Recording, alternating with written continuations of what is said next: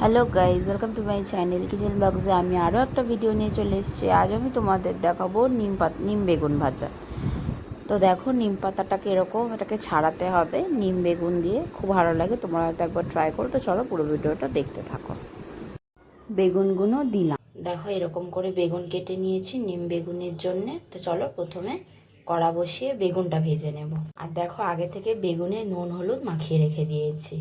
বসিয়ে দিয়েছি, এবার কড়াইতে তেল দিয়ে দিয়েছি। গরম হয়ে গেছে, এবার নুন হলুদ মাখানো বেগুনগুলো দিয়ে দেবো। এবার একটু টাইম নিয়ে বেগুনগুলো ভাজবো। দেখো, খুব ভালো করে ভাজতে হবে, লাল লাল করে। লাল লাল করে ভাজা হয়ে গেছে, এবার তুলে নেব। বেগুনগুলো এরম করে ভেজে নিয়েছি। এবার চলো নিম পাতা ভাজবো। তোমাদের মনে হতেই পারে বেগুন কেন আগে ভেজে নিলাম। নিম পাতার পর যদি বেগুন ভাজা হয় তখন বেগুনটাও অনেক বেশি তেতো লাগবে, খেতে ভালো লাগবে না। সেই জন্য আগে বেগুন ভেজে নেবে, তারপর নিম পাতা ভাজবে। নিম পাতাগুলোকে ছাড়িয়ে ধুয়ে নিয়েছি। চলো এবার ভাজবো। একদম অল্প তেল দিয়েছি, কারণ বেগুনের তো তেল আছে, তাই সামান্য তেল দিয়েছি। নিম পাতাগুলো দিয়ে দেবো। এটাকে খুব ভালো করে নাড়তে হবে। ফ্লেমটাকে একদম কমিয়ে দিয়ে এবার নাড়বে। আদা ভাজা হয়েছে, এটা আরো হবে।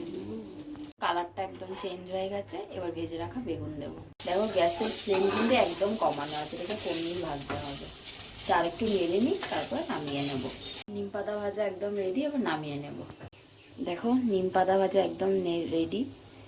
গ্যাস অফ হয়ে আছে, তাও এখন আওয়াজ হচ্ছে, যেহেতু গরম ভাবটা আছে। তোমরাও এটা একবার গরম ভাতের সাথে ট্রাই করো, খুব ভালো লাগবে। আমার তো খুব ভালো লাগে, একটু তেতো লাগে, বাট খুব ভালো লাগে। তোমরাও এটা ট্রাই করো। কারা কারা ট্রাই করেছো আমাকে কমেন্ট জানিও। ভালো লাগলে প্লিজ লাইক কমেন্ট শেয়ার করে দিও। টাটা।